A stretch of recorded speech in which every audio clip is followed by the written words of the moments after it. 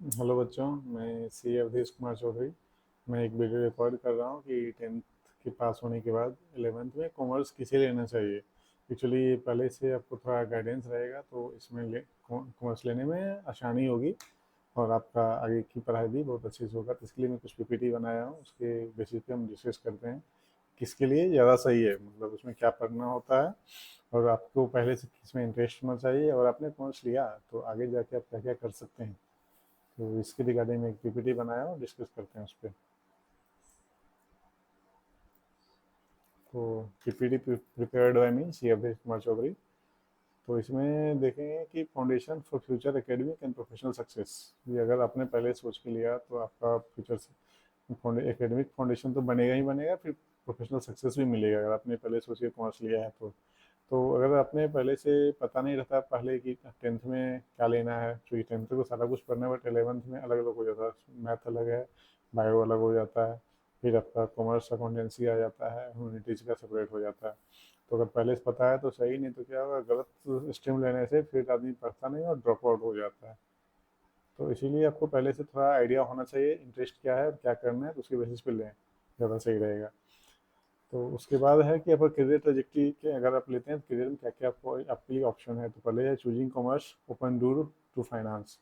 आपके लिए फाइनेंस का डोर ओपन हो जाता है, मैनेजमेंट का काम कर सकते हैं मैनेजमेंट के अंदर, फिर आप इकोनॉमिक्स में आगे जाके रिसर्च कर सकते हैं, इनकम कर सकते हैं, इंडियन इकोनॉमिक सर्विस में जा सकते हैं यूपीएससी के थ्रू। फिर इंटरप्रेन्योरशिप तो है ही, आपने कॉमर्स लिया तो इंटरप्रेन्योरशिप आपके लिए बहुत ईजी हो जाती है। तो इंटरप्रेन्योरशिप हो गया, फिर बिजनेस रिलेटेड कैरियर, आप मार्केटिंग कर सकते हैं, एजेंसी सर्विस ले सकते हैं, फ्रेंचाइजी ले सकते हैं, बहुत सारा है। Skill aligned education. Skill aligned में क्या है कि इसमें आपको क्या स्किल चाहिए, ये न्यूमेरिकल एप्टीट्यूड थोड़ा आपका अच्छा होना चाहिए। उससे क्या है कि आपका इसे परसेंटेज एवरेज ये सब निकालना है, प्रेजेंट कॉस्ट कितना पड़ रहा है प्रॉफिट कैलकुलेशन में, तो ये इजी होता है, बिजनेस इंटरेस्ट होना चाहिए। फिर कोर सब्जेक्ट एंड स्कोप क्या है। कोर सब्जेक्ट एंड स्कोप में अगर जाते हैं तो इसमें ऑब्वियसली कॉमर्स है तो अकाउंटेंसी तो होगा ही, दूसरा बिजनेस स्टडीज़ है, फिर उसके बाद तीसरा आपका इकोनॉमिक्स है, उसके बाद मैथ और ये जो इंफॉर्मेशन प्रैक्टिसेस है ये किसी बोर्ड में है किसी बोर्ड में नहीं है, यूनिफॉर्मिटी इसका कुछ नहीं है। फिर उसके बाद क्या है कि स्कोप ऑफ स्टडीज में क्या आएगा, तो आपको रियल वर्ल्ड अप्लीकेबिलिटी हो जाएगा, emphasis financial literacy. Financial literacy में आपका हो गया कि हमें बोरोइंग कॉस्ट ये जानना होता है, मैन पावर कॉस्ट, ये सब फाइनेंशियल लिटरेसी यही है आपका, जो इन्वेस्ट कर रहे हैं इन्वेस्टमेंट में रिटर्न कितना है, इस सब का हमें नॉलेज हो जाता है। बिजनेस इक्विपमेंट, फिर economic understanding, economic understanding relevant across industry. अब हमें इंडस्ट्री में क्या चल रहा है, मतलब कौन सा इंडस्ट्री में ग्रो कर रहा है, तो हमें उसके बारे में आइडिया होता है, किस रेट से ग्रो कर रहा है, आगे आने वाला टाइम कैसा रहेगा उस इंडस्ट्री के लिए, तो इसका हमें आइडिया मिलता है। फिर सपोर्ट इंटरडिसिप्लिनरी करियर। ये क्या है कि अगर आप कॉमर्स लेते हैं तो इसके रिलेटेड और भी बहुत सारा स्ट्रीम है जो आपको उसका आइडिया मिलता है। जैसे आपने अगर कॉमर्स लिया तो आपको लॉ के बारे में होगा, लॉ में जीएसटी एप्लीकेबल होता है, तो हमें एंट्री डालना होता है, जीएसटी रिटर्न रेट देखना होता है कहाँ एप्लीकेबल है, जीएसटी का नॉलेज होगा। फिर डाटा साइंस। डाटा साइंस में मतलब हो गया कि आप जो डाटा एक्यूमुलेट करके एनालिसिस करते हैं तो उसके रिगार्डिंग हो गया। मैनेजमेंट हो जाएगा, मैनेजमेंट से कम्युनिकेशन एमआईएस के थ्रू करते हैं, या और भी मैक होता है तो उसमें मैनेजमेंट के बारे में आइडिया होता है। फिर पब्लिक एडमिनिस्ट्रेशन हो गया कि पब्लिक फाइनेंस कैसे होता है, पब्लिक एक्सपेंडिचर कंट्रोल कैसे होता है, तो इसके बारे में आपको नॉलेज मिलता है इसमें स्कोप में। फिर आगे आप देखेंगे तो who should choose commerce stream, किसे चूज करना चाहिए, मतलब आपको क्या इसमें रिक्वायर्ड है अगर आप चूज करना चाहते हैं। तो interest in business in market, business और मार्केट रिलेटेड आपका इंटरेस्ट होना चाहिए, बिजनेस कैसे ऑपरेट करता है, मार्केट फंक्शन कैसे करता है, दोनों मार्केट, मनी मार्केट और कैपिटल मार्केट। फिर इंटरप्रेन्योरशिप के बारे में अगर आपका इंटरेस्ट है तो उसके लिए सही है। उसके बाद है aptitude for numbers and logic. अगर आपको नंबर्स और लॉजिक के बारे में आपका इंटरेस्ट ज़्यादा है, वही परसेंटेज एवरेज निकालना, उसका कंपाउंडिंग देखना कि 10% से पर ईयर ग्रो कर रहा है कितना ज़्यादा, तो इसमें आपके लिए ज़्यादा अच्छा है। Working with data accounts and financial analysis, वही एनालिसिस करना है आपको कि अगर सेल हो रहा है तो सेल का परसेंटेज इंक्रीजिंग ऑर्डर में है या रिड्यूस हो रहा है या फ्लक्चुएट हो रहा है।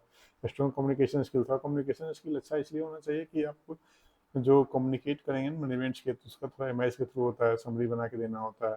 फिर अगर कभी आपका मीटिंग है, मीटिंग का नोटिस आपको ड्राफ्ट करना तो उसका हो गया।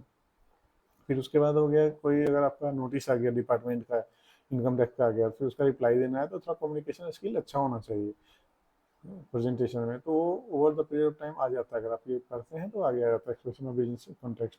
फिर उसके बाद है कि academic and cognitive required for success in commerce. Commerce success के लिए कोग्निटिव और एकेडमिक क्या रिक्वायर्ड है।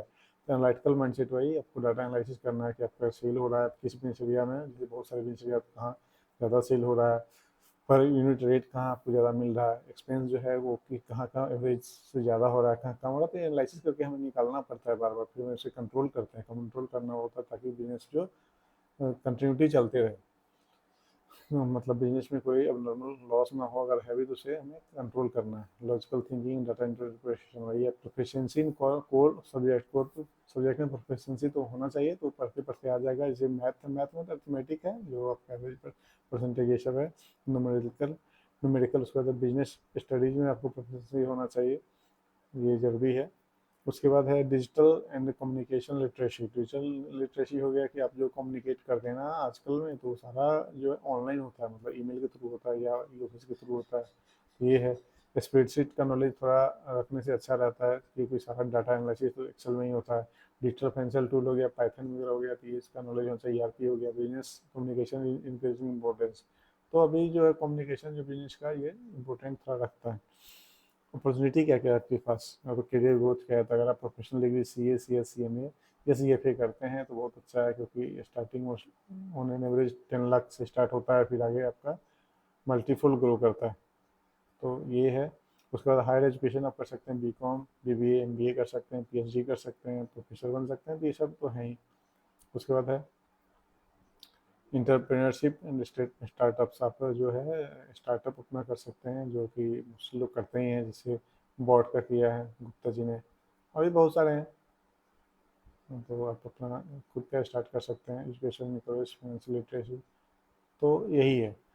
इतना आपके पास ऑप्शन आता है, तो आप देख लीजिए, अगर आपको करना है तो का तैयारी करें बेशक। और मैं अभी अपना क्लास भी सोच रहा हूँ ऑनलाइन ही लूँ अभी। तो मैं एनसीईआरटी का मॉड्यूल ले रहा हूँ, सोच रहा हूँ लेने का। और फिर अगर आप लोग और कुछ सजेस्ट करेंगे कोई और दूसरे, जैसे तुलसियान का है या टीएस ग्रेवाल का है, तो अगर आप बोलेंगे तो फिर उसका भी लिया जा सकता है।